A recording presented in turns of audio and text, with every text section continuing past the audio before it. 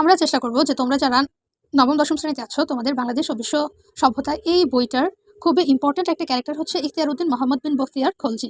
তাকে আমরা সংক্ষেপে বলতে পারি জাস্ট বখতিয়ার খলজি। আমরা চেষ্টা করব দুইটা রিলের মধ্যে 2 মিনিট 4 মিনিটের মধ্যে বখতিয়ার খলজির যত ধরনের কাহিনী আছে সব যাতে তোমাদের মাথায় শর্টকাটে থাকে। তো প্রথমে আমাদের একটা জিনিস জানা লাগবে যে ভাগ্যান্বেষী যোদ্ধা কাদের বলে। ভাগ্য মানে তো ভাগ্য, এই ভাগ্যের সাথে যুক্ত আছে হচ্ছে অন্বেষণ বা অন্বেষী, মানে হচ্ছে খোঁজা বা পরিবর্তন। তার মানে ভাগ্য পরিবর্তনের জন্য যে সকল যোদ্ধারা নিজের মাতৃভূমি ত্যাগ করে অন্য কোনো জায়গায় এসে নিজেদের স্থান বানানোর চেষ্টা করে তারাই হচ্ছে ভাগ্যান্বেষী যোদ্ধা। তো এই যে আমাদের বখতিয়ার খলজি, তিনিও ছিলেন একজন ভাগ্যান্বেষী যোদ্ধা। তার বাড়ি কোথায়? তার বাড়ি হচ্ছে তুর্কি বা আমরা টার্কি যেটাকে বলি, এই তুর্কিতে হচ্ছে বখতিয়ার খলজির জন্মস্থান। তো এই যে বখতিয়ার খলজি, সে হচ্ছে দেশে সে হচ্ছে তুর্কি এবং বংশে সে হচ্ছে খলজি। তো সে কি করে? সে ছিল হচ্ছে ভাগ্যান্বেষী যোদ্ধা এবং সে 1195 সালে গজনিতে আসে। কেন আসে? এই যে শিহাবুদ্দিন ঘড়ি ছিল হচ্ছে সেই তখনকার প্রধান ব্যক্তি।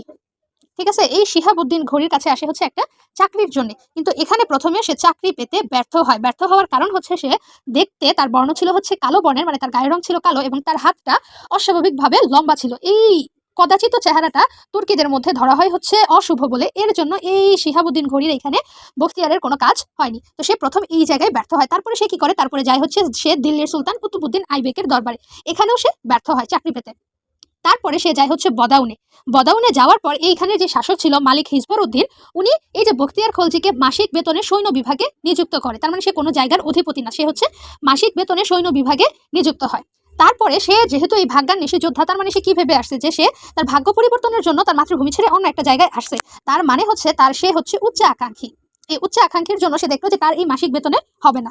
এর জন্য সে এই বদাউন ত্যাগ করলো। বদাউন ত্যাগ করে কোথায় আসলো হচ্ছে অযোধ্যায়। তখন অযোধ্যার যে শাসক ছিল তার নাম হচ্ছে হুসামুদ্দিন। এই হুসামুদ্দিন তাকে হচ্ছে পর্যবেক্ষকের দায়িত্বে নিযুক্ত করেন। তো এইখানে যখন সে পর্যবেক্ষক হিসেবে নিযুক্ত হয় তখন তার কাজে খুশি হয়ে এই হুসামুদ্দিন, সে হচ্ছে এই যে বখতিয়ার খলজি, তাকে ভারতের মির্জাপুর জেলার দক্ষিণ পূর্ব কোণে ভাগবত ও ভিউলি নামক 2টি পরগনার দায়িত্ব দেন, মানে 2টি অঞ্চলের দায়িত্ব দেন এই হুসামুদ্দিন বখতিয়ার খলজিকে। এই যে যখন দায়িত্ব পায় তার মানে সে হচ্ছে একটা স্থানের ক্ষমতাধর ব্যক্তি। এখন সে পার্শ্ববর্তী বিভিন্ন জায়গা আক্রমণ করে দখল করতে শুরু করে। তো এই যে সে আক্রমণ করে হচ্ছে একটা দুর্গ, সেই দুর্গটার স্পেশালিটি ছিল হচ্ছে ওই দুর্গে মন্ডন মুস্তক মানে টাকলা বৌদ্ধ ভিক্ষুরাও হচ্ছে এই যে টাকলা থাকে, এই টাকলা ব্যক্তিদের মানে মাথা মুন্ডন করা ব্যক্তি, এবং ওই দুর্গটা ছিল বই পুস্তকে ঘেরা। পরে যখন খোঁজ খবর নেয় তখন জানা যায় ওইটা হচ্ছে ওদন্ত দুর্গ বা ওদন্তপুরী দুর্গ। আর যখন এই যে বখতিয়ার খলজি, সে তো ছিল হচ্ছে মুসলিম শাসক, এই মুসলিম শাসকরা এসে নাম দেয় হচ্ছে ওদন্ত বিহার বা ওদন্তপুরী বিহার। এতটুকু ছিল হচ্ছে আমাদের ফার্স্ট পার্ট।